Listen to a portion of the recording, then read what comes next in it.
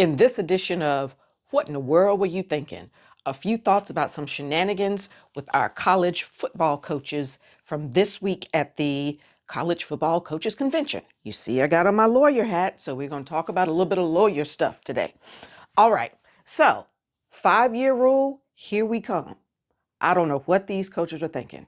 So earlier this week, at the Football Coaches Convention, the AFCA convention, football coaches unanimously voted to change the redshirt rule from 4 games to 9 games, which means if adopted by the NCAA, a football athlete could play up to 9 games and still redshirt for the season. Now, just so we do some math, the season is 12 games. 9 games is 75% of the entire season, regular season. They'd already got exemption for bowl games and playoff games and all that those things wouldn't count against the red shirt. And now we're going from 4 to 9 games. Now, it is up to the NCAA D1 Committee to decide what to do with this vote. And so they could do nothing. It's like, no, we ain't doing that. Or they could adopt it. You may recall last year, the football coaches at this same convention said, we don't want those 2 portal windows anymore. We only want 1. And now we got this 2-week chaos trying to sort it out because they were trying to preserve bowl season. All right, I don't know what y'all are thinking, because for sure, this is only hastening the demise of the 4-season rule. That sucker's going to be gone. Let me tell you why. Now, if you recall, so I got my lawyer hat, there's the Diego Pavia plaintiffs that have successfully argued, at least to get an injunction, okay, now they're trying to get a full rule change, get the law changed, that non-NCAA time should not count against NCAA eligibility.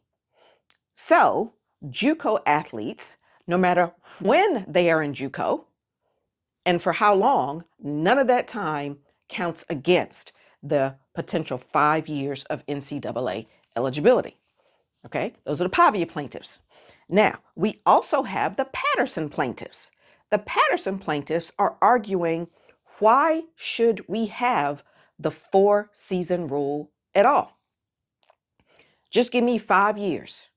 Because now, if I come in ready to play and I start playing from year 1, I only get 4 years to play. But if somebody else comes in not ready, they potentially get 5 years to play.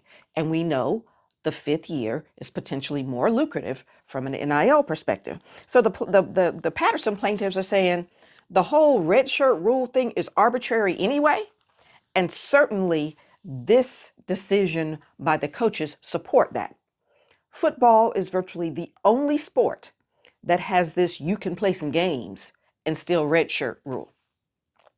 4 was bad enough, but 75% of the season and still redshirt? So feel sure that the Patterson plaintiffs will be updating their complaint saying, say, we told you it's arbitrary, because now the football coaches want to say that 75% of the season and you can still redshirt.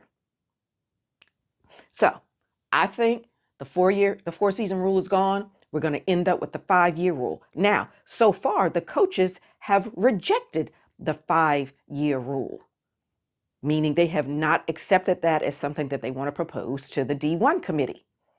But they want to get 75% and then let people redshirt. All right, I'm going to stop talking. Anyway, that is what has happened. And I feel sure that 5-year rule, here we come. Coaches engaging in shenanigans, I don't know what they were thinking.